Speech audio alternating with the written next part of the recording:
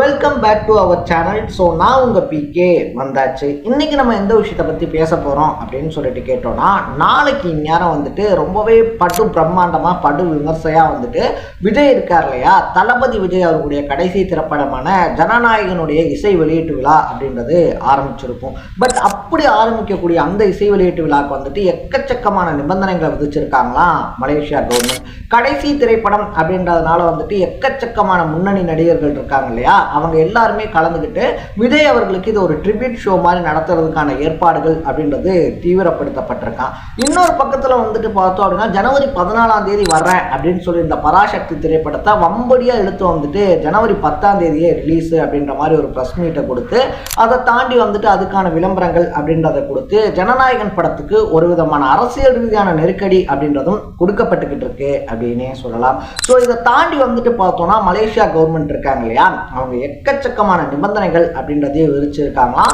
ரொம்ப குறிப்பா சொல்லணும் அப்படின்னா, இது நீங்க ஒரு என்டர்டைன்மெண்ட் ஷோவா மட்டும்தான் கொண்டு போகணும். இதை வந்துட்டு நீங்க ஜனநாயகனுடைய ஆடியோ லான்ச் அப்படின்னு சொல்லிட்டு கேட்டிருக்கீங்க இல்லையா, ஸோ அதுக்கு வந்துட்டு நாங்கள் பர்மிஷன் அப்படின்றத கொடுத்துருக்கோம். நீங்க அதுக்கேற்ற மாதிரி என்ன பண்றீங்கன்னா, அந்த படம் சார்ந்த விஷயங்களை பேசுங்க, என்டர்டைன்மெண்ட் பண்ணுங்க, அவருக்கு ட்ரிபியூட் பண்றது அப்படின்னா அந்த ட்ரிபியூட் பண்ணுங்க. பட் எக்காரணத்தை கொண்டும் இதில் பாலிடிக்ஸ் அப்படின்றது பேசவே கூடாது.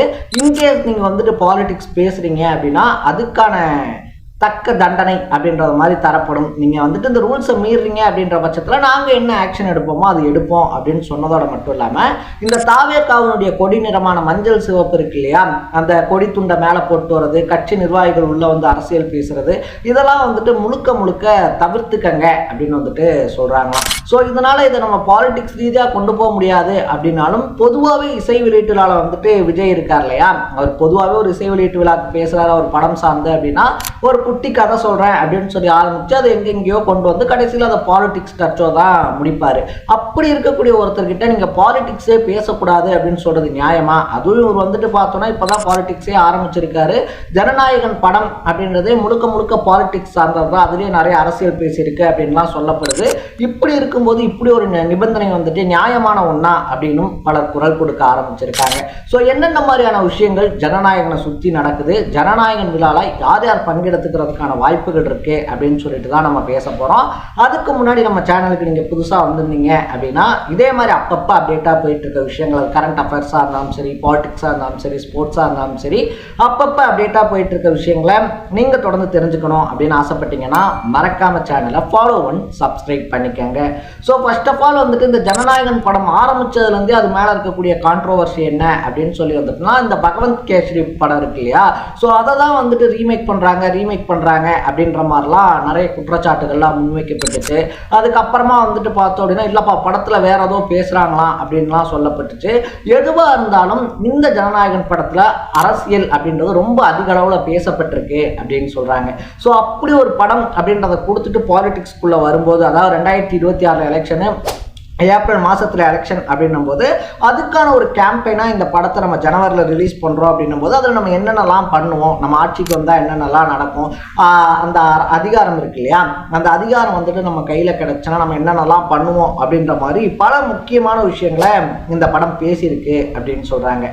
இன்னொரு பக்கத்தில் அப்படியே வந்தோம் அப்படின்னா, நம்ம பராசக்தி திரைப்படம் இருக்கு இல்லையா, ஸோ சிவகார்த்திகேயன் அவருடைய நடிப்பில் சுதா கொங்கரா அவங்களுடைய டைரக்ஷனில் வந்துட்டு படம் வெளிவருது.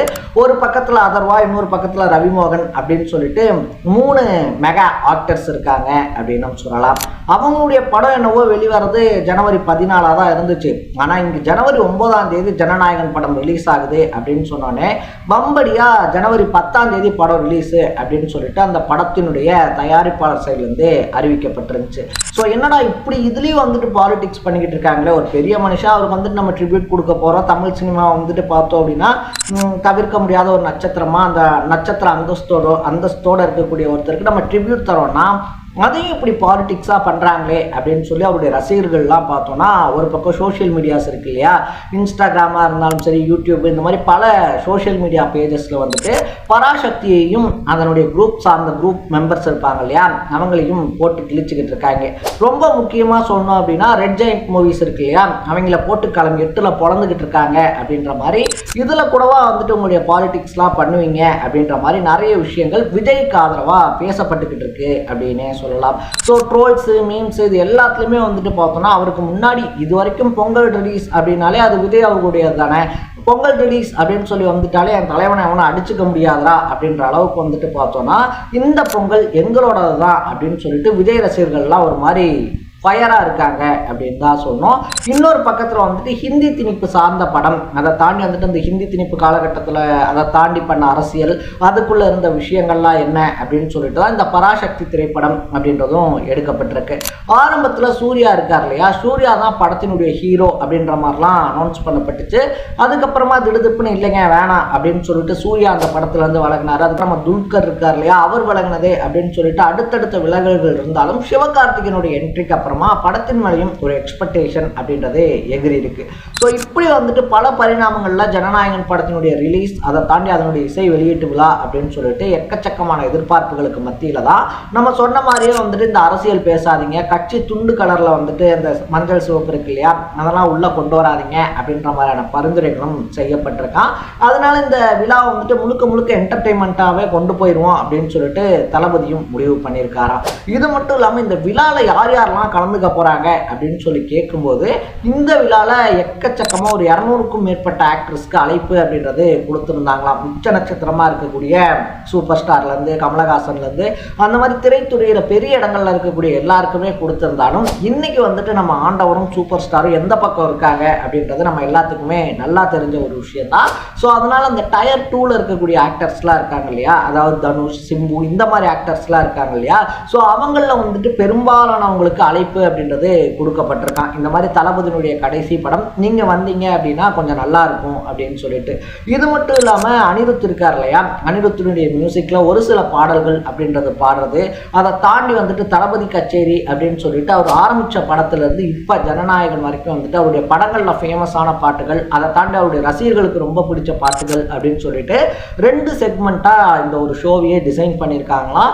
அதுல ஒரு செக்மெண்ட்டை வந்துட்டு ரியோராஜ் இருக்கார் இல்லையா, ஸோ ஆங்கர் பிளஸ் ஆக்டர் அப்படின்னே சொல்லலாம். ஸோ ரியோராஜ் வந்துட்டு ஹோஸ்ட் பண்ற மாதிரியும், இன்னொரு செட் வந்துட்டு பார்த்தோம் அப்படின்னா இன்னும் பல முக்கியமான ஆட்கள் அந்த ஷோவை அப்படியே அடுத்த கட்டத்துக்கு கொண்டு போற மாதிரியும், ஓவராலா வந்துட்டு தளபதிக்கு ஒரு சூப்பரான ட்ரிபியூட்டா இருக்கணும் அப்படின்ற பட்சத்தில் இந்த ஷோவை பார்த்து பார்த்து பக்காவா வடிவமைச்சிருக்காங்களாம். ஸோ இப்படி ஒரு விழா நடந்ததுக்கு அப்புறமா சினிமாவை மொத்தமா எண்டு கார்டு போட்டுட்டு இன்னும் பரபரப்பான அரசியல் களத்துக்கு விஜய் வருவாரு அப்படின்னும் எக்ஸ்பெக்ட் பண்றாங்க. ஆல்ரெடி இங்க பண்ணா பல பாலிடிக்ஸ் நடக்கும் அப்படின்றதுனால தான் மலேசியாவுக்கு கொண்டு போயிருந்தாங்க. அப்படி நீங்க மலேசியாக்கே கொண்டு போனாலும் அங்க பாலிடிக்ஸ் பேசக்கூடாதுன்னு சொல்லி மலேசியா கவர்மெண்ட் இப்போ ஒரு புது தடையை போட்டிருக்காங்க. ஸோ இந்த விஷயத்தை பத்தி நீங்க என்ன நினைக்கிறீங்க அப்படின்றத கமெண்ட்ல போட்டு மறக்காம சேனலை ஃபாலோ பண்ணி சப்ஸ்கிரைப் பண்ணிக்கங்க.